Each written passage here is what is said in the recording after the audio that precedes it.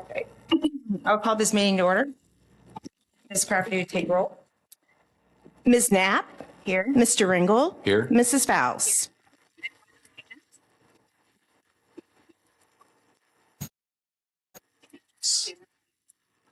States to the republic which stands one nation under God, indivisible, with liberty and justice for all. Okay, first on the agenda, we have public comment. Is there any public comments?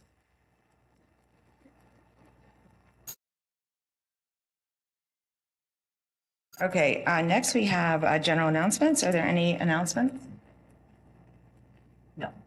No, for once? I have one. I did want to announce that I am going to be vacating my position sometime this summer. We bought a house in Berlin Township. So as much as it pains me to say, I love what I do here and the people that I work with. And this board has been great to work with. But I will be vacating. I want to just give all kinds of notice. So people in the residents in the township that are interested, please contact Michelle, one of the trustees, myself, if you have any questions about the role or applying for the role. Okay. That's all I got. What day is that effective? Did you Don't say? know yet. No, Sometime right? this Okay. summer. Yeah. Yeah. Well, that's a real shame. We're all gonna miss you terrible. You've been, I mean, I've been here since '98 and you're the best fiscal officer, maybe in the whole county, maybe in the whole Ohio. In the whole world. And you're, so, yeah. Like I said, this has been a great team to work with. So it's sad. You've done a lot of good work here in the township, so thank you. Irreplaceable. Okay, that's my news. Anything else? We have our next event is our public shredding event on Saturday, May 11th from 10 a.m. to 1. Am I saying that correctly? Okay, great. Yes. And that will be at North Orange Park. So we allow up to 5 boxes full of records and we will shred them. So. We'll also have some boxes if you want to give any donations for people in need. You can welcome to bring that. It's not a have to, but if you'd like to donate some dry goods or, non-perishable food items, that would be great. Is that what they take? Non-perishable food item, like cans and boxes? I think so, yeah. Okay. Any other announcements? We're still accepting used office supplies and school supplies, right? I think for the Girl Scout troop. Are we still a recycling location for that? Here? Yeah. Yes. Okay. Yeah. So if anybody, as we get to the end of the school year and we're getting, backpacks home with dried up markers and pens and all that kind of stuff, feel free to not throw them in the trash. You can bring them to Township Hall at which entrance is it? The garage side of the building, and they will be recycled. Speaking of recycling, we, and I don't think we mentioned this last meeting, but we received a lot of solar eclipse glasses here, which we were pleasantly surprised to see, but we brought them over to High Banks and they did a recycling program there. Oh, good. Yeah. And thanks to our resident Stacy Neff who Yes. did that. Yeah, Yeah, so that was a great idea. Okay, next we have Delaware County Transit to come up. Trustees. I believe I'm going to be queuing you up, good sir. So thank you Yeah. so much. You can just tell me to. Just next slide. Awesome. Yep. We'll make it easy. Hello. Good. I want to say good morning. Geez. Good afternoon. My name is Andy Bolnick. I'm the executive director for Delaware County Transit, 119 Henderson Court, Delaware, Ohio. I'm here today to talk about Delaware County Transit and where we are today and where we're looking to go for the future and how Orange Township is an area of focus for us as we continue to grow our services. But it's always good to kind of know, what do we do today and kind of our story, right, Andrew? So here's my just kind of slide. You can see my family there. My wife is a registered nurse at Grady. I have 3 beautiful daughters. I started my career as actually a bus operator at COTA. I graduated with a super useful degree of philosophy and a secondary degree that was even more useful of geography. And I met a really pretty girl that I wanted to marry, and she said, I probably need to get a job. And so I started my career officially as a bus operator in February 2009 at COTA. You can see I worked for the city of Columbus, and then I started in this role in October of 22. I've been a Delaware resident, so we live in the city of Delaware since 2012. My wife is a Delaware County product. She graduated from Powell Liberty High School, and I'm from Marion, Ohio. And of course, you can see family, right? I keep meaning to change the slide because my family's not a hobby. I get chastised pretty quickly for that one. But you can see I have 3 girls. They're 8, 6, and 2. They're the loves of our lives, and it's why we do what we do. Sir? So kind of the idea, right? Governance and how these bodies and these entities are managed are always important to understand. So the commissioners, the Delaware County Commissioners select our board. It's a 7-person board, and you can see the chair and the various positions there. Our chair, I'm very fortunate. Our chair is Farzan Ahmed. He's a known product in transportation space and a very dear mentor to me, and I'm very thankful for this board. They are very, very good, very energetic, very in tune with what we're looking towards as our agency grows, and I'm thankful for every one of them. And then there's some kind of highlights there. The staff members kind of waxes and wanes. We've had a couple retirements and resignations, but that number stays roughly the same. There are about 55 to 58 employees. Most of them are drivers. You can see our vehicles. We have 30 vehicles, and our 2024 operating budget is $5.1 million. And our facility is located in the kind of the southwest quadrant of the city of Delaware, just off of London Road. Next slide. So when we think of transit, when we think of mobility solutions and mobility options, we can think of some really big things, right? So I drove CODIS 40-foot buses up and down High Street. You may think of that as a type of service. That's traditionally called fixed route service. DCT performed fixed route service all the way up to the pandemic in 2020. But now we have 2 core services that are on-demand services. We have our Flex service, which is located within the city of Delaware. Think public service Uber. That's the concept of it. It's curb-to-curb service. It's $2 one way and then $1 discounted fare for elderly, disabled, and youth. And then we have our demand response. This is the more traditional rural call ahead or dial a ride service that many of our peers still use today. And that is a tiered fare-based system. So you can see a bit of the discrepancies there. The first service, on demand right away. Our service is showing up anywhere between 5 and 7 minutes in front of people once they contact us for a ride. The demand response, you gotta call us 24 hours in advance. Typically longer ride times, right, for that demand response. Cross county, into neighboring counties, Franklin County for specialized medical trips. Flex, you wanna go grocery shopping. So think of it again, that's kind of the differences between those. But if you ask that, what's really different, they're truly both on-demand style service. They're just different versions of that. Next slide. So just to share this, because it's always good to understand, we are called Delaware County Transit, but if you're a failed geography like myself, you'll see that that is Delaware City, in which we are predominantly servicing the area. That is our fixed route service of yesteryear. So that's a map from 2019 I found in my office. I took a nice picture of it and I cropped it on here so you could see how challenging this type of service would be really to use. If you understand, if you're aware of Delaware City geography, on the west side, there's a nice Kroger. If you lived in that southwest quadrant, you'd have to go back downtown to go back out west. That's anywhere from a 15 to 20 minute drive. When if you wanted to just go straight to the Kroger, it's probably like 5 or 6 minutes.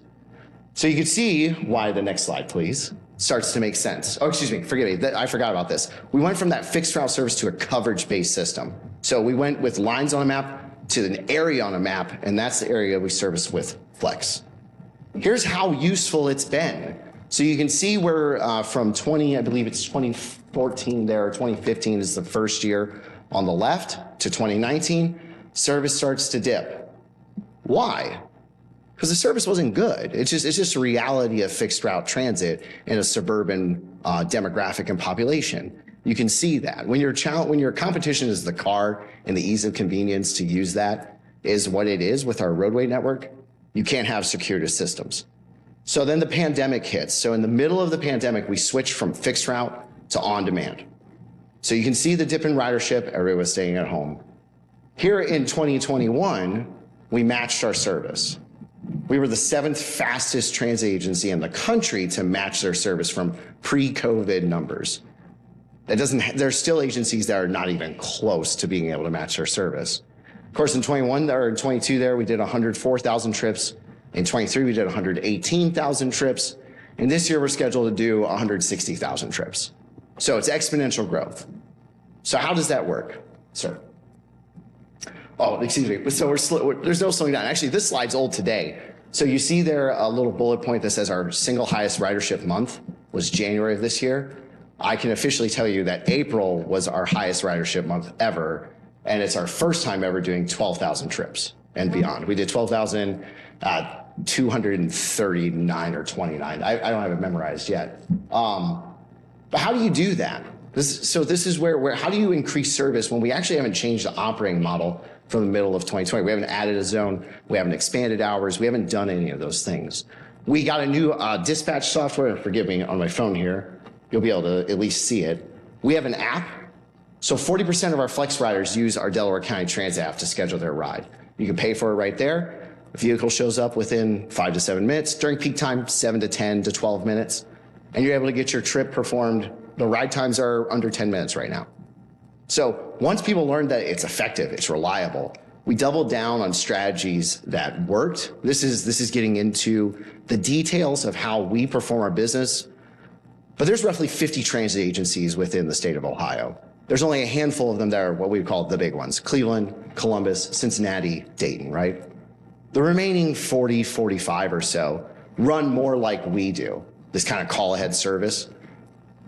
Those other transit agencies do what's called denials. So they have limited resources. You call ahead, you say, hey, I would like to book a trip. And we say, we're so sorry, you called us too late.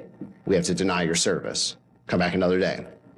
When I walked in the door, that was something I promptly stated to staff that we will not do this. I still have my Class B CDL. I can get out there and drive. But if I'm getting out there, other people are going to get out there and drive. And that seemed to fix the issue pretty quickly. So we do all this with never denying a trip. We do not tell people no. We manage everything to the best of our ability. And so you'll see the announcement there. So please, yeah, thank you. So we increase our service, we increase our output with never actually adding new service. For the first time in almost a decade, we're going to expand our hours of service within the city of Delaware. Today we do Monday through Friday, 6 a.m. to 6 p.m. Here, July 1st, we're going to do Monday through Friday, 5 a.m. to 9 p.m. and Saturday, 8 to 4. You'll see two new communities up there, Sunbury and Galena. We were very fortunate to get an operating assistance grant from the state of Ohio, and we're going to be launching Flex service within the city of Sunbury in October. I don't have a specific date yet, where we're going to get through our growing pains of expanding our hours first. And then sometime late 24, early 25, we're going to expand into the village of Galena. Makes a lot of sense with their geography and proximity to each other. Next slide, sir, sorry. So why are we doing this, though? What guides us? So here in 23, we launched, the middle of 23, we launched our strategic plan, and we gained so much input. We had 25 to 28 people on our steering committee. We got plenty of input from our public, and we have a plan for 24 to 28 on how we're going to expand service to create robust mobility options for Delaware County. And that's the goal. And the first ones were expand hours of service, because it's pretty obvious. It's a legacy service at this juncture. People have been begging and pining for it. Let's do it. Sunbury was the next one because its geography is limited, and it's a good operational lift for us to get our chops kind of executed, because we haven't done this since 2020, which was done with a completely different software and under duress, honestly. So then what do the next few years look like? It's starting to build a capital plan. It's starting to build a service implementation plan. In communities like Orange Township, Powell, what we call the Southern Third, we're looking to for 27 and 28 for robust microtransit service. So what our hopes are that we're able to move this forward, get our growing pains, advance our technology, double down on our funding mechanisms, and be able to launch service like this in the years to come. Next slide, please. And I'm open to any questions, comments, or concerns. And thank you for your time. So my question, a couple questions. The demand response vehicle. So when I call and the day before and schedule, what type of vehicle is coming to pick me up? Yeah, great question. So currently our fleet are more traditional paratransit style vehicles, right? So they're 14-seater, like airport shuttle vehicles, Are right? you getting multiple people? Yeah, no, lot of not usually. So this is where we're actually downsizing our fleet. So we were awarded one operating grant, and then we were awarded another capital grant from the state of Ohio to get 6-seater transit vans and go to smaller, more nimble, more cost-effective vehicles. Gotcha. And then are there any residents here in Orange Township that are using your services currently, and how are they using it now? Yeah, that's a great question. So there are, I don't know the exact number, and we could look into it, but most of those would be for demand response trips. And those would be to medical trips mostly. So to understand, again, the two styles of service, they're almost an inverse of each other. It's pretty fascinating. 60% of the trips for the demand response are for medical services. 60% of the trips for flex are for work, shopping, or utilizing services like haircuts, which I don't know anything about, but haircuts, right? So, but you can see it's almost a flip on why that's used. Today, that's what Orange Township has, is the demand response service. Yeah. Because I do see the data bus around. Yes. Here. Yeah. Thank you. I've got 2 questions. Please. Sorry. No, you're good. That was all. So if I understood you correctly, you said that you were hopeful that in 2027, 2028, that you might be able to expand flex service to Orange Township. Thank you for doing that. And then the second question is, how would you interact with CODA around the Player Small area? So West Star? This is a great question. This is why we want to do Sunbury first and get that kind of figured out. We would want to partner with them to have service that overlaps. So they have CODA Plus service today. That is a microtransit service. And they have, I believe it's their 102. It's their crosstown that goes in and out of Polaris. Our goal would be to make those services almost seamless between each other. So we can kind of double serve a fairly populous area. But if you were in Orange Township, it would be under our jurisdiction to serve, if that makes sense. Because CODA's charter and sales tax stops them at the Columbus Annex line. So we would want to partner with them to be able to kind of move freely in that space and execute service that's best for people. But that's why we got a couple of years to figure that one out, because that's a little bit harder than, forgive me for Sunbury, if they're listening and draw a circle around Sunbury and say serve. We can do that very easily today. That other one gets a little more complicated with that. It's a good question, yeah. What's your operating budget? Operating budget this year is $5.1 million. And how much of that is paid for by taxpayers of Delaware County? So currently we receive no additional funding. The only funding that we get is from the FTA and state of Ohio or partnerships with JFS and SourcePoint and a few others, but that's predominantly it. So the people that live in Delaware County don't pay any taxes for this, correct? Currently, There's no levy or anything, No, right? that is correct, yes. Okay, is that a possibility in the future? It is something that we're going to be studying and analyzing. Oh, Sorry. no, forgive me. Because it's a known mechanism across the transit agencies that this is what works. CODA is going to be upping their transit sales tax from 0.5, I believe, to 1%. Hamilton County, right before the start of COVID for Cincinnati, went from like a 0.5 to a 0.8. Like Cleveland does a 1%. So it's something that we'll be looking at and analyzing because it's a secure funding methodology, but it's not guaranteed that we would pursue it. All right. And what would the service look like in Orange Township? Yeah, great question. So initially probably be Monday through Friday, 6 to 6. That's a known time. It's a good commute time. You're able to gather a lot of trips in that time. But of course, it's subject through public meetings and public discourse. Would the community want to go later? If we're serving that Polaris area directly, would 9 p.m. work better, notably for the service industry employees? Those would be things that we would want to analyze and have a good plan. Do you think that those are services that are needed in the southern townships, are maybe the more wealthy townships? Is this a service that you think that we need down here? That's a great question. So part of the strategic plan looks at employment opportunities, housing, income, and socioeconomic data points, right? And then it's able to kind of figure out transit use areas. And this is an area that has a use. And it's notably along the 23 corridor that you see a lot of that. And of course, the Polaris area or kind of Polaris adjacent, right? So that's where you're going to see a lot of it. Absolutely. There's communities we shared, we're looking towards Galena. We're aware of Galena's economy and their housing prices. And we're not looking to serve those people, but there are others within the community that do need this type of service. So it's going to be trying to capture those folks with good service. I know it's hard to sometimes bring people from other areas into work here in the township, and there's some issues with that, or any of the townships in Delaware County. So Yeah. that should help with that. And then the future goal would be to develop these kind of microtransit hubs and then have connections in between them. So City of Delaware could easily connect with Orange connect with City of Delaware, East and West connections.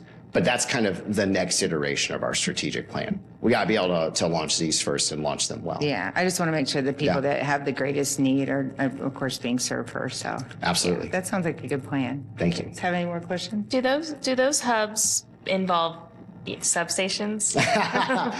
So I know I've asked this before. Yeah, so a part of the strategic plan is pursuing a facility master plan. Okay. And so that would be part of it, is looking at our current facility and then looking at remote sites, because the drive times even out to Sunbury is 15, 20 minutes to get to core parts. And of course, just coming down here was 22 minutes, I think is what Google told me.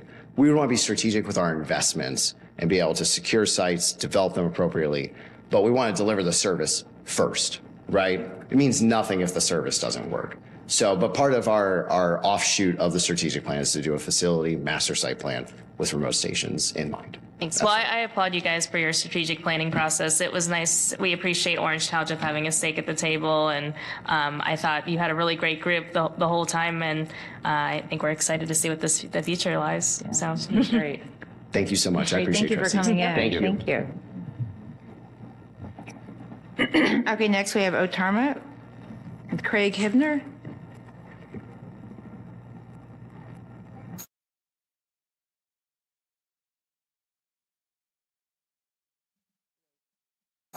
Yes, Craig Hibner, I'm with Otarma. Otarma, it's the Ohio Township Association's Risk Management Authority. And so I don't know if you were given the PDF version of what I had previously presented, but we handle about 1,065 of the 1,308 townships here in the state of Ohio. And we're exclusively endorsed by your association, the OTA. We have a very good working relationship and have been for a number of years. The program's been around for 37 years, and it's thrived. We currently have a 99% retention rate. So usually members that are with us, when it comes down to pricing, when it comes to coverage, or when they do have claims and service, they tend to be very happy with us, or I don't think we would have roughly 80% of the townships with us. And so I guess if you want to go to the next slide, Andrew, this gives you a little bit of our history, which I just spoke on, the vision, the mission of the program. The plan of the program when it was established in 1987 was to create a long-term and sustainable alternative to traditional insurance. There was an insurance crisis in the 80s, and there were townships and cities and villages that their premiums were going up 400%, is what I was told, or they were getting turned down. And so when they created this program, they didn't want to have to turn to their townships and be like, hey, you got to look at other means. And so that's where it flourished. It started with one township, and it's grown substantially. So next page, or next slide, I'm sorry. We do have a lot of benefits of the program. You can see that it's tailored. So the Otarma program, it's one exposure. It's townships exclusively in the state of Ohio. And so that's what has allowed it to flourish. It's financially strong. For over 30 years, we've received a financial rating, a AAA rating by Demotech. And so we do have over $40 million in assets. And so it is a very strong program.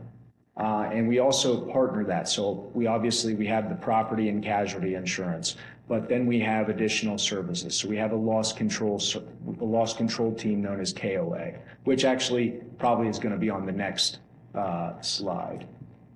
Maybe not the next slide. This is our board of directors. So they are elected officials throughout the state that make decisions on the program. Hey, what's best for our townships? What are they dealing with? What can we help them with?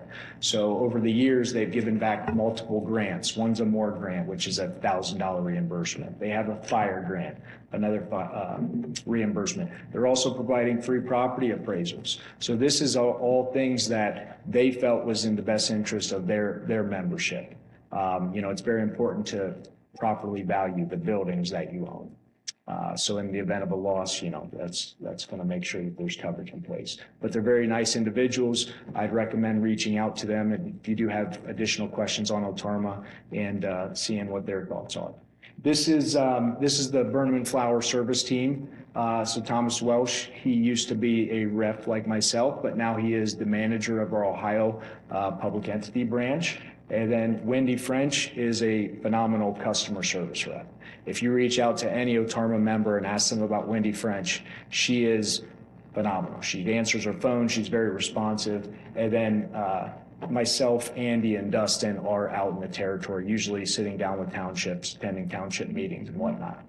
And then that bottom, that is Brad Tucker. So he is our claims manager, which they actually share an office with us in Blacklick, Ohio, as well as the OTA. So if we do have any questions or concerns about claims with one of our members, we can walk over and talk to them, which is very nice setup.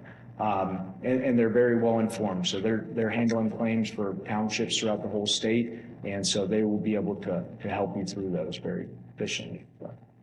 And then this is the loss control team that I was talking about. It's through an organization called KLA Risk Consultants. Kim is their main contact, and she is very thorough. They're going to walk through your buildings and provide recommendations, as well as look through policies and procedures. If you have a new exposure, for instance, at the township, and you're like, what do we have to do from an insurance wise, that's where they really step in, and they're very thorough. Again, they're dealing with all the townships in Ohio, or majority of them, and helping them through that and providing recommendations. And they'll also be able to help you through the resource library, or setting up an employee handbook and making sure it's up to date and proper. And then another service that Otarma provides is the cyber service. So this is Aaron Willis, super friendly guy. I believe he actually, he lives very close to here. I can't pinpoint exactly where it's at, but he's been a great addition to the Otarma program. Again, this is another free service. They will go out to the township. They will look through your computer system, or he will, I should say, and he will also provide recommendations, setting up firewalls. I'm not a cyber specialist. I'm not an IT guru, but he is, and he can help you through that whole process. So, next slide. And then, this talks about some of the ways that we've given back. So again, we have that MORE grant. So this is $1,000 that you can go out and buy road signs, security cameras, all that good stuff. And it's a very easy application process, and it's an annual reimbursement. Then we also have fire and EMS. So if you had a police department, we'd have an additional $1,000 for you, but we do have $1,000 for your fire and EMS. And then capital distribution, it's been called the capital distribution from 2013 to 2023. This year it's called the loyalty credit. Essentially what it comes down to is the board wants to provide additional funds back to its membership. It started at $1 million, creeped up to 1.2. During COVID, they got a little more conservative and back down to 800,000. This year it's $1.6 million. So they're giving back $1.6 million to all of its members, and that equates to typically about 3 to 7% of your premiums. And so that is nice. The members very much appreciate that. And then we do have that resource library. So in addition to our loss control team, you have anyone within the township, whether that's the fire chief, fiscal officer, any of the trustees, you have access to that resource library, e-library, and it's going to have some trainings. Some have continuing education classes on there, and so that's a nice added benefit. And this speaks to that. This is not typically what I present, by the way, so that's where I'm kind of confused or lost in this. But this just speaks to all of the benefits of the resource library and what it can help with. And then here's some of the coverages offered through Otarma. And so I believe we have a majority of those covered in the proposal that I presented. Can you touch on, you understand what we have currently and how this will consolidate and kind of streamline our claims process? Yeah, so Valerie was nice enough to pass along what you currently have in place. Right now, you have 4 different policies in place, and that's not including your bonds. And so, that might be separate payments, and then when claims happen, you're dealing with various claims adjusters, which can be kind of a headache, and I'm sure. But luckily enough, and I've been blessed enough to have just the OTARMA program, we have a specialized claims department. So when you submit a claim, you're dealing with one claim adjuster for that claim.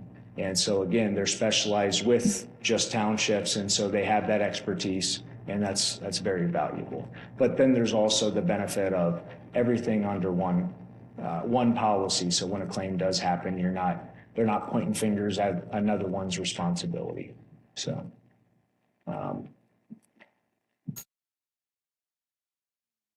Questions, I guess. I think that's the last slide. Oh, well, outside of what some of our townships are saying about it.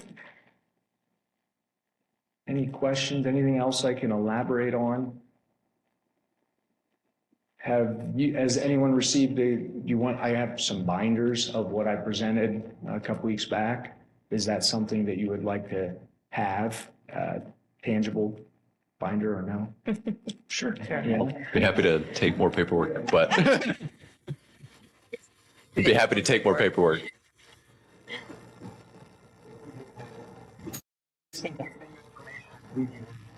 Yeah.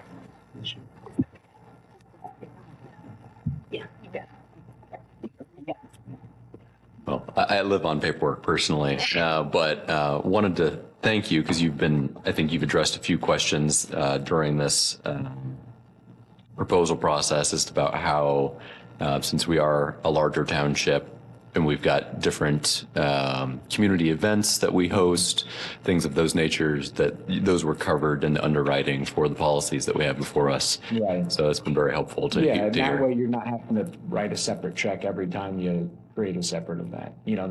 That's one of those up front. We like to do that, and then every year at renewal, we ask about what the plans are in the future, and then that's all packaged within that annual review, or annual policy, I should say, so. And will our calendar year be like June to June or June to May? June 3rd is what it's set at right now. Yeah, so I think that hopefully if the board provides consensus to move forward today, the transition process should be fairly easy. All of our existing claims will continue with our current insurance provider. As far as any new claims, if it involves litigation, we have worked with OTARMA to ensure that we can keep the same legal counsel since they are familiar with the township. So that is reassuring. I've also shared this as a cost savings to the township. So OTARMA is around all of us. A lot of our neighbors have it. So Ms. Bunting did call our fellow neighbors and sought good references for that.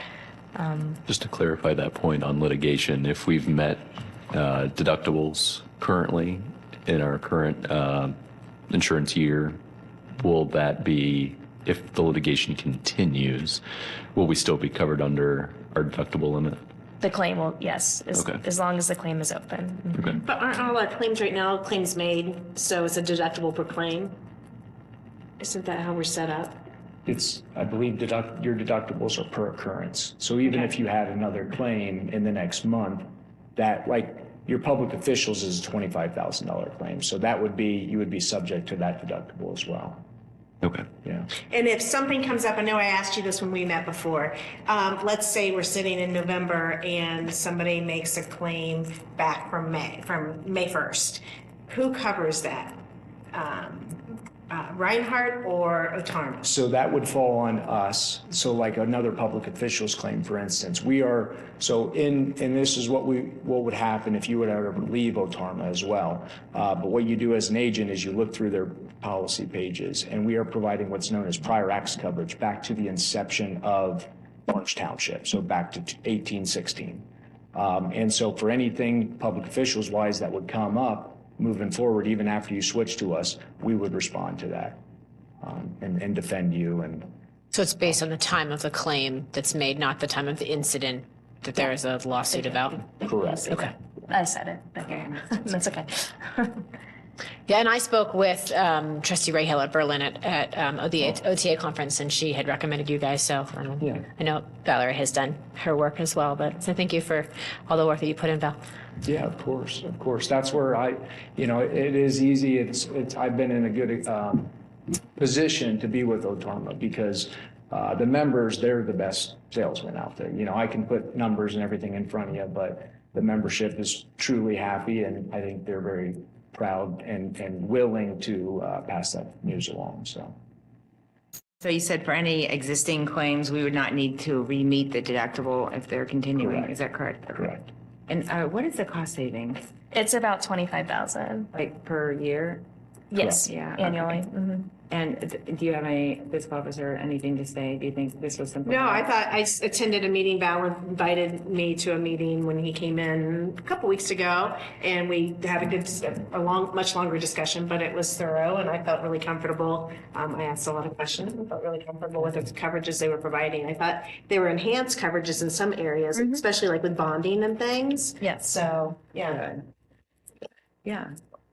So we'll just give a consensus to. Yeah, so there's a couple steps. I would ask the board for consensus to move forward with Otarma. I would then need consensus to proceed with termination for our existing insurance provider. And then our legal counsel has shared that we need to, assuming those two consensuses go forward, I will then present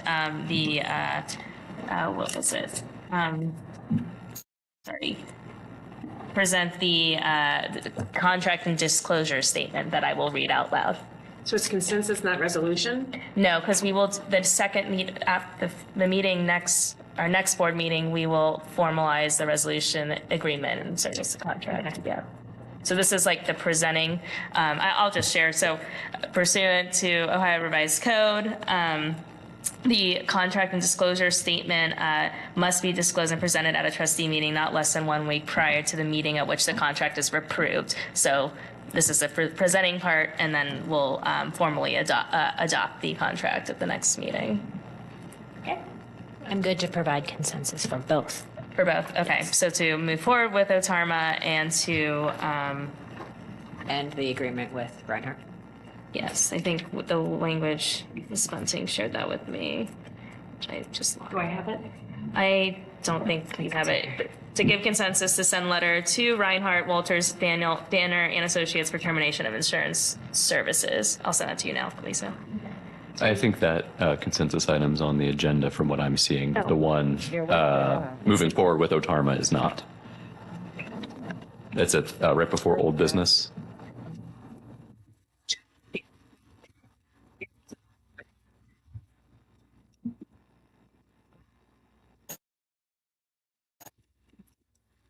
No, I don't think it's. We didn't put it on the template, but it will. It's not on the template? On page 12, the one to end the agreement with Reinhardt is on. 12. Yeah. Oh, okay. Yeah. So that's one of them. Yes. Okay. Sorry. That's in the center of the template, but we'll move that to the top. I can do that. Thanks. So we have consensus to send the letter to Reinhardt, Walters, Danner, and Associates for termination of insurance services? Yes. Yes. Okay. What was the other one? And to consensus to move forward with Otarma as our new insurance provider. Got it. Yes. Yes. And then I will read the disclosure statement. So stay awake, everyone. This disclosure statement is appended to and part of the intergovernmental contract for the administration of the Ohio Township Association Risk Management Authority. Pursuant to the provisions of the statutes of the state of Ohio, the following is disclosed. In connection with the contract, no representation have been or can be made concerning any possibility of the savings and or losses resulting from execution of the contract by any township. The potential liability of any township or its employee that will result from the execution of the contract is limited to the contractual obligations to make financial contributions as required by the contract. By execution of the contract, townships do not undertake to become directly liable or responsible for the liabilities of other townships who have or will in the future execute the contract. The contract does not to the benefit of any third party. By executing the contract, the township shall not be deemed to have waived any governmental immunity which it may have under law. This disclosure is intended to comply with the minimum disclosure requirements of the laws of the state of Ohio. The entire contract should be read and reviewed together with supporting ancillary and incorporated documents to fully analyze the pool, the administration thereof, and the rights, duties, and obligations thereunder. The contract and any documents incorporated therein by reference are intended as a full and complete disclosure of all the terms and conditions governing the rights and obligations of any signatory. No representations, warranties, or promises should be considered unless they are contained in the contract, which our legal has approved the contract, and we'll have it again for the next agenda. Thank you. Everything. That's for it. that one? Thank you. Okay. I thought you didn't want to read it, so. I appreciate it. Okay, so next we're on to agenda changes. Are there any changes to the agenda? I just have one. Under administrative report, I'd like to move the legal services discussions to after the executive session. That is all I have.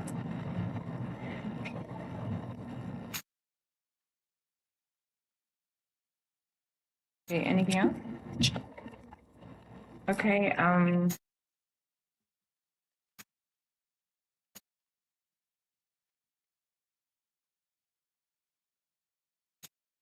okay, make a motion to approve the consent agenda for the regular meeting held on May 1st, 2024, including Resolution 24-132, approving the electronic record of the proceedings from the regular trustee meeting held on April 17th, 2024, and Resolution 24-133, approving purchase orders, then and now purchase orders, and blanket purchase orders as listed. Second? Mrs. Faust? Yes. Mr. Ringel? Yes. Ms. Knapp? Yes. Okay, next we have the Development and Zoning Report. Mr. Duffy? Good afternoon, trustees. For the zoning hearings and meetings report, we do have a Board of Zoning Appeals meeting on just over 2 weeks, Thursday, May 16th, here in this room at 6 p.m. There are 3 agenda items on that evening's agenda. The first is a continued application from the April meeting. So that is BJ's Wholesale Club requesting area variances for directional signages. 3 signs to be placed throughout their site to be larger than the allowed 3 square feet. There's also 2 variances that are requesting permission for a deck to encroach into the 30-foot rear yard setback on Pinecone Court, and then another deck on Scarlet Avenue for a deck to encroach into the 35-foot rear yard setback. We do also have 1 zoning commission meeting scheduled for May. That is Tuesday, May 28th, and that is the amendment for the Pulte Homes development, Slate Ridge. If you'll recall, that agenda item was on the April 23rd zoning commission meeting.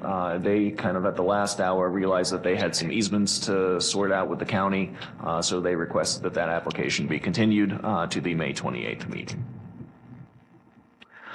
We do have 2 items to schedule hearings with you all. The first was the other application that was on the Zoning Commission agenda for May 23rd, or sorry, for April 23rd. That is the Pickups Plus rezoning, ZON 24-01. The Zoning Commission did recommend approval of that application with modifications.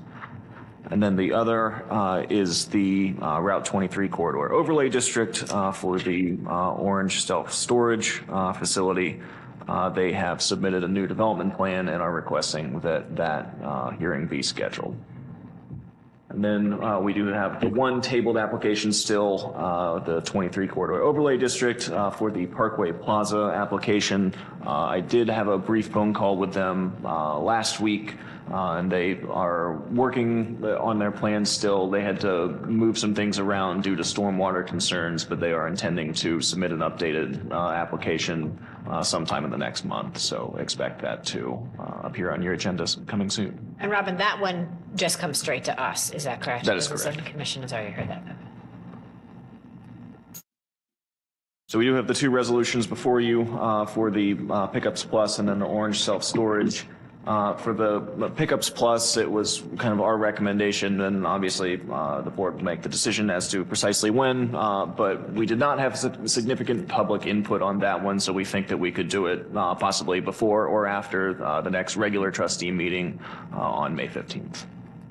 Yeah, I think that's fine.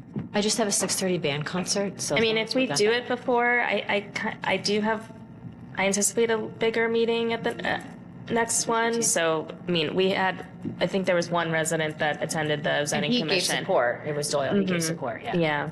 So I don't know if like a 2:30 would work, or if we did You it think we first. can do it in Is that a half big agenda? Are you talking on the? The 15th. The 15th. I think it could be a longer discussion. Is that going to be a long meeting? Is there a bunch of? There could be, yes. But I mean, if we do it the first thing, I But mean, you think that's a long discussion on that one? on the zoning hearing? Yeah. No. No. Okay. All right. I mean, we could just do it at like, we could do it in the middle of it. And can't you do it like 4 o'clock or Yeah. 4? Yeah, I mean, we can do it. I don't know if we'll get through the regular meeting by 4, but What I heard you say is we could. Oh, wait, do you it have something before- at I have to do it at 6:30 At what on Wednesday? on Wednesday, but could we do, I heard you say, could we do it like before the meeting? Like, what if we did it do you think we can get through it in an hour? I think that's We do reasonable. it from 2 to 3 and then start the trustee meeting? Do you at think it 3? would take an hour? Oh, or I was gonna say maybe do the other way to let more people attend trustee meeting at 2. But do you think it would take an hour? We just asked. my past experience of zoning hearings have taken longer, so I don't know. Oh, but it's No. Yeah, I don't. Yeah. I hate to say it. Can we do a 2:30? Yeah. 2:30 zoning hearing meeting with the trustee meeting can just start after it's done? Yeah, okay? well, yeah. Does the if the trustee meeting starts at 3? Yeah, as long as, I think any meeting you schedule, as long as it starts after that. Okay, then. Yeah. Yeah, that's fine. Is that okay with you guys? Yes. 2:30? Is that 2:30 work? Yeah. Okay. What about, so in the other one, Yeah, so the storage facility, I would recommend That needs to be scheduling an a special evening. meeting. So I would like our legal counsel there. I did shoot you all a couple days that evenings that she was available. which one, I thought, okay. It was, The 20 do you have the dates? Yeah, so the 3 options are Monday, May 20th, Wednesday, May 22nd, or Thursday, May 30th. That is the week. The May 30th one is the week of the Memorial holiday. So The other one's the last week of school. So yeah. all of those dates are fine for me, so whatever works with you guys. Okay, good. Likewise. Okay. Yeah, I think, The 20th or the 22nd would selfishly be preferred. We have regional planning on the 30th, but we can I find prefer that, I could do the 22nd. I can't do the 20th. Okay. At 5:30? Wednesday, the May 22nd at 5:30. Yeah.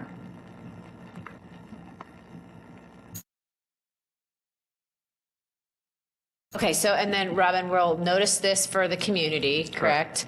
And can we also put the sign out on the property that says the zoning hearing is scheduled on such and such a date? Okay, cool. That way, just. With the permission of the property owner, yes. Oh, right, yeah. And that, just that way that, so if someone doesn't get a notice, because they're outside of our circle that we have to notice, if they drive by often, then they can see, and then we have given notice. Is that not in the zoning resolution that the sign is required? No. It's optional? No. Interesting. Yeah, it used to It be. used to be in the zoning resolution, yeah. I've asked for the signs to be there if we can. Yeah, but it used to be in the zoning resolution. It was required. Okay. So the 15th at, So Pickups Plus will be the 15th at 2:30, and then the self-storage will be Wednesday, May 22nd at 5:30. okay. 3 meetings this month, that's exciting. Even before school gets out. Okay, all right. Oops. Right, so is that all that you have, Robin? That is all I Anything have. else? Okay. See, I make a motion to approve resolution 24-134, schedule hearing date for zoning, ZON-24-01 pickups plus PCD, to set the hearing date on, let's see, Wednesday, May 15th at 2:30 p.m.? Yes. Second? Mrs. Faust? Mr. Ringel? Yes. Ms. Knapp? Yes. Okay, make a motion to set resolution 24-135, set scheduling hearing date for RCOD-23-02 Lewis Center self-storage, to set the hearing date for Wednesday, May 22nd at 5:30 p.m. All right, okay. Yes. Quick question there. Should that be 24-02 or 23-02? I think they applied last year. It was last year. Yes, it was Okay, 23-02. Okay. Do I have a second? Second? Mrs. Faust? Mr. Ringel? Yes. Ms. Knapp? Yes. I'm going to take your seconds. Okay, thank you. And next we have operations report, Silas. Good afternoon, Board. First thing on the operations report is the authorization for the board for me to move forward with the RFQ for professional design services. This is a open-ended perpetual pre-qualification process that we can use for various projects and various needs throughout the township. Julie and the legal team were able to flip this around for us and clean it up from previous versions. Would like to recommend approval of that from the board. The other item on the operations agenda is an agreement with state security, and that is a kind of flashing back a little bit to last winter when the budget was approved. We a lot of input from staff to upgrade the security systems, our key card systems, and our access controls for our various facilities, including the fire station. This agreement and the expense came in well under budget, which was good. And staff had the opportunity to evaluate the company, speak with them, get a bunch of questions answered, and would like to recommend approval from the board to move forward with state security. I just had a quick question on the engineering services. Is there like a dollar? I know it's smaller projects, right? Correct. Is there like projects under X dollars? 25,000 to 50,000 is kind of the sweet spot in the ORC. And Julie added language in there, should that dollar amount change per legislation or anything else, it's bumped that every it's couple kind of a moving target with the agreement, so we don't have to keep passing a new one. And this will allow us, like we talked about, like paths and. Yeah, it's relatively vague, which is good. So it means easement acquisition, it's design services, it's surveys. It kind of encompasses a lot of different one-off professional services that we do that occasionally pop up for various projects that we may not know now, but it could help us definitely in the future for sure. So it just allows us to put it out to bid to any engineering company that would be able to service all of the different types of things we could possibly be looking for. Correct, and it's open-ended and perpetual as well, so there's no closing date or anything. So we don't have to constantly go out to bid every year or constantly reapprove the resolution every year. So it's the way Julie structured it kind of allows the township flexibility to kind of keep it open and use it as needed per ORC. We get to a space where we think the costs are more than we'd like it to be, and we could get it less expensive, like by rebidding. Is that possible? The way the RFQ is written is before we would enter into a contract with a selected vendor, there's a negotiation on the services and the cost and our opportunity to evaluate that to make sure it's within what our expectations are. Okay. If we didn't feel that it was within those kind of parameters, we could not go with them and go to a different vendor. Okay. So again, the flexibility, I think, the way that it was written, it benefits the township quite a bit. Cool. Thanks. Sorry. I just want to reiterate, I think what I understood you to say, in that the RFQ, it just allows, with it being open, it just allows any potential vendor to submit their qualifications to us on an ongoing basis. So 2 years from now, if there's a firm that is interested in providing services, they could submit their qualification even though they might not submit it as soon as we pass this resolution. Correct. Yep, that's exactly. Did not have any other questions. So we don't actually select a particular vendor? We will once it's time to have a contract for a particular project. So for example, if we needed to acquire easements for a road widening or a bike path or anything of sorts, we would then select the most qualified firm from our pre-qualified firms to provide that service for us. So this is really just getting us a list of pre-qualified firms to choose from. Correct. Okay. Instead of doing it individually for each time we have a service, this is kind of the catch-all, the blanket for all this. Yeah. Correct. Okay, then, thank you. You're welcome. Any? Okay, make a motion to approve resolution 24-136, authorize the director of operations advertise a request for qualifications seeking services for pre-qualification of on-call professional design services for Orange Township. Second? Mrs. Fowles? Yes. Mr. Ringel? Yes.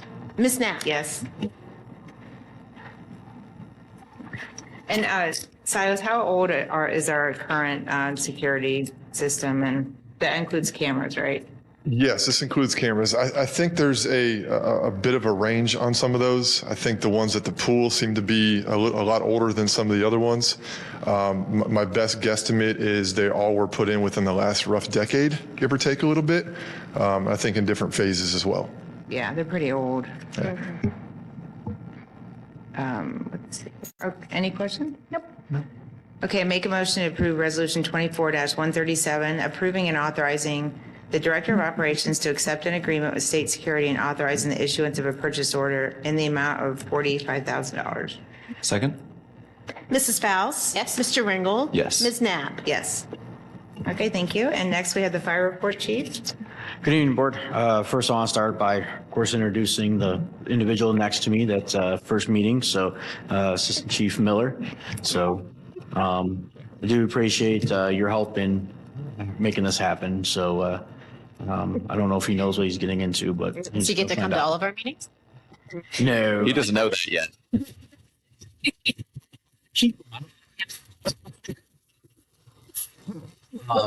But no, he will fill in for me when I'm not available and things. So, so what we're here tonight is to, of course, from then Captain Miller working 52 hours, now going to 40 hour. We need to convert his sick and vacation hours. So that's what's in front of you tonight, to convert his hours to 1162 and 144.73 for his sick and vacation. Any questions? No. Okay, I make a motion to approve Resolution 24-138, accepting the conversion of sick and vacation hours for Assistant Chief Adam Miller. Second? Mrs. Fowles? Yes. Mr. Ringel? Yes. Ms. Knapp? Yes. And congratulations then. Thank you.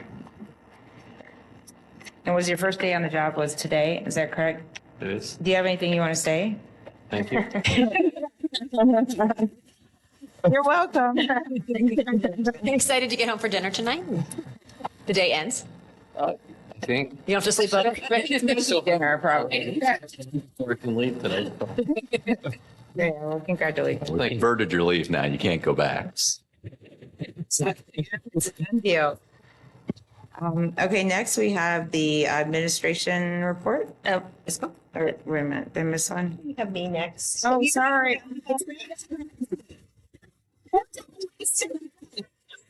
Best of buddy. Okay. All right. So you're out here. Okay. Next, we have the fiscal officer. Our wonderful fiscal officer, Kraft. Okay, thank you for that. All right, well, my first item on here is an agreement that, and this just to kind of set, there's a couple different things that we've been talking to Julian and Groove, who they do our audits. They are the external auditor appointed by the state of Ohio. They've done our last two audits, our every 2-year audit. Because we spent, I'll get you the exact amount we spent last year. We spent $1.8 million of ARP money last year, and the year for ARP is April 1st through March 31st. So it's not our normal fiscal year. Silas went crazy with his ARP Vail Canyon money.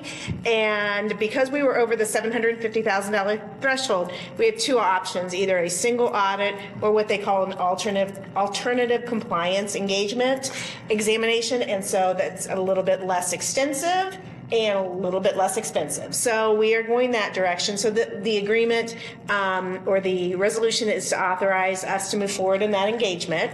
Next year, when he spends the rest of the money, we will be under the 750. If we're over the 750 threshold, we have an audit anyway. So that audit, for auditing that year, will just be part of next year's regular audit if it's needed. Okay. So that's the first thing. How much of the ARP money is left? Is it just under that 750? I think he just spent the last of it. Okay. It's all encumbered. Yeah, it's all 100% encumbered, and that's if something were to change, it has to be encumbered by the end of this year or you lose it. So just an awareness thing for you guys, for whoever sits in the seat next. It has to be encumbered by the end of the year, has to be spent by the end of 2026. Okay? So that's the first thing. There are a couple other things. We had talked before about some like accounting on demand services, like when we have a question about should our zoning board members be 1099 employees or W-2, 1099 or W-2s, those kind of accounting questions. I think it's best to let the new fiscal officer decide if they would like to, go forward with that agreement. And it might make sense to do it for their first year as they get their feet underneath them. Mm-hmm. So I've got it teed up and ready for whoever takes my job next. To do it. So we're going to potentially execute an agreement or to come to the board to ask permission to execute an agreement for like on-demand accounting services. Yeah. Mm-hmm. And then there's also discussion with Patty Lewis about Julian Group conducting a payroll audit. So you may see that come before the board in the next couple of months too. So we've got a couple different silos kind of talking to them about different things. Have we ever had a payroll audit? Not in my time.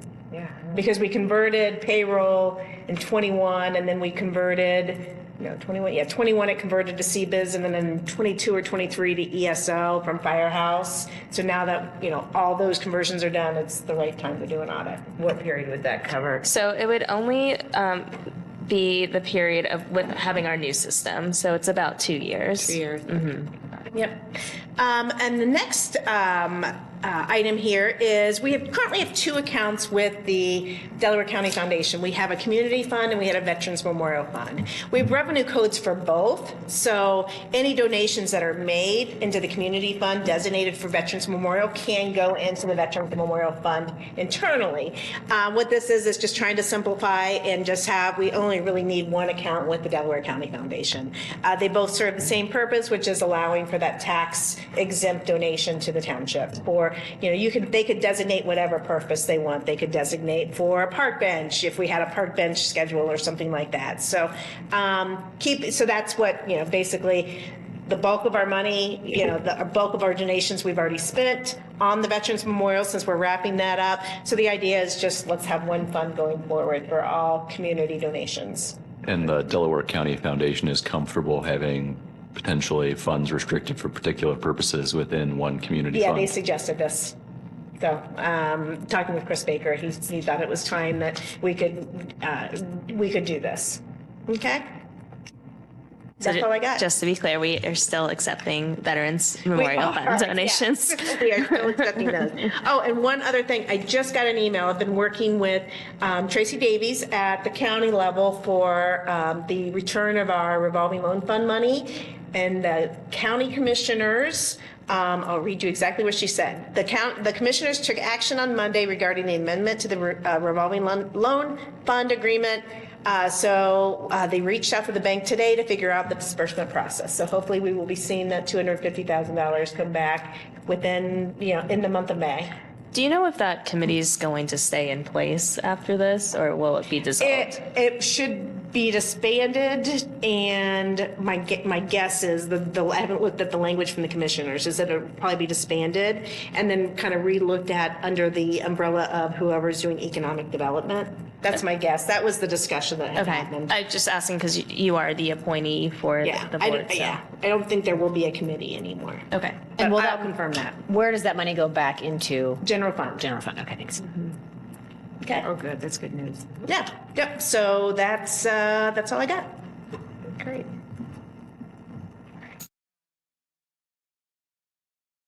Have any resolutions? Yeah, 139 and 140. On page 5.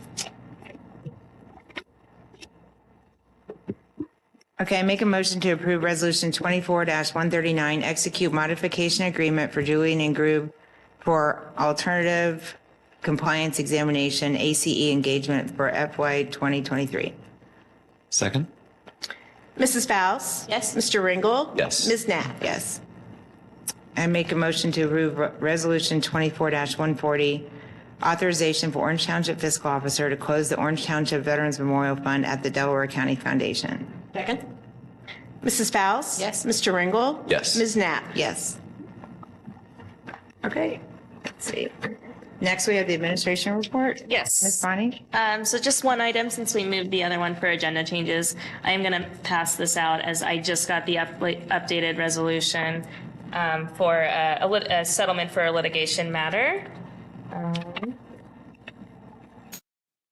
have this one. You will. Oh, wait, this looks like one. Are these two different? Sorry, it's two copies. One is the resolution and one is the settlement agreement. So here's a packet. Is this different than what's in the Here's a packet. I just got it as of 2:55. Fantastic. Are we going to executive session or anything for this, or? We can, but I believe it is what we settled with the team. Yes. Good, okay.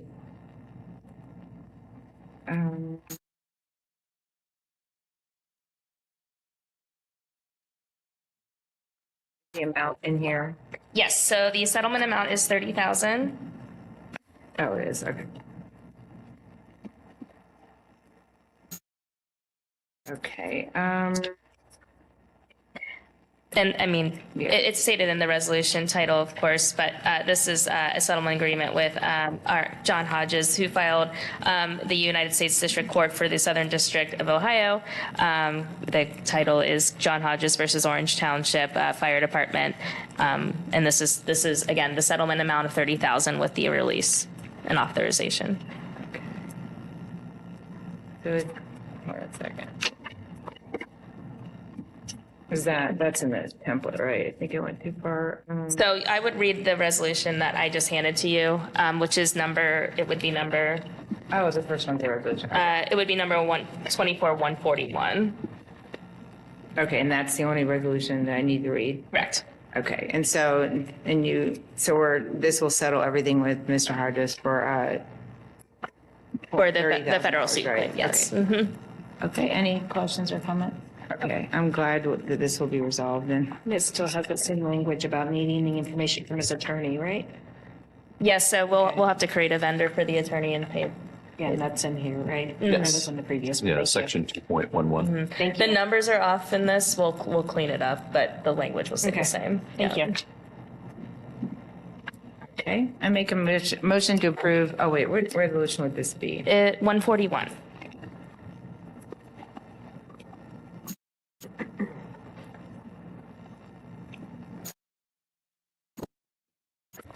So do I read, which one? There's one in the. Read the one that I handed to you, yes. Okay, do I read this whole thing? No, you just need to read the title. Okay.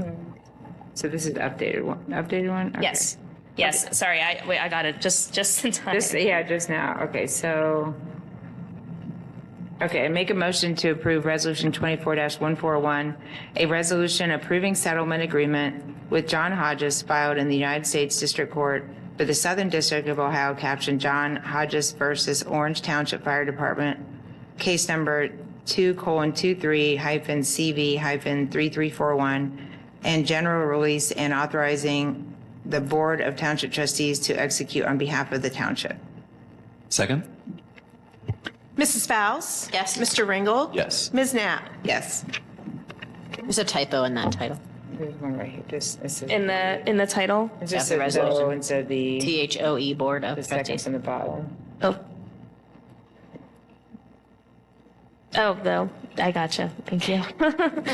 Is there, I don't have anything else under Anything else? administration. okay. Next, let's see, no old business and no new business. Right, and then we have an executive session. Okay, wait.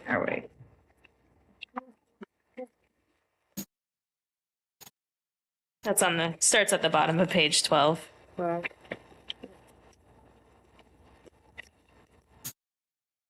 Okay, I make a motion to approve Resolution 24-142, enter into executive session to pursuant to RC 121.22G4 to review negotiations or bargaining sessions with public employees concerning their compensation or other terms and conditions of their employment. Second? Mrs. Fowles? Yes. Mr. Ringel? Yes. Ms. Knapp? Yes. And invited to attend are Ms. Kraft, Ms. Bonnie, and Mr. Kremnitzer. I'm sorry, instead of Mr. Kremnitzer, it would be the fire chief. Oh, instead of Mr. Kremnitzer, the fire chief. I'm sorry about that. That's all right. There's a second? We did that. You're a second? Yeah. Already It's about seconded. Oh, good. Okay.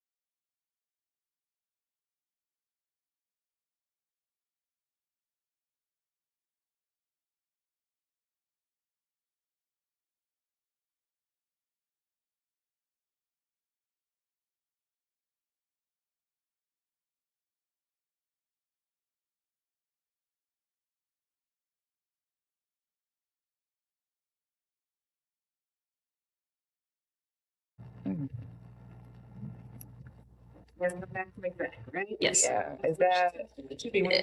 Yeah, it's on page 13. 13.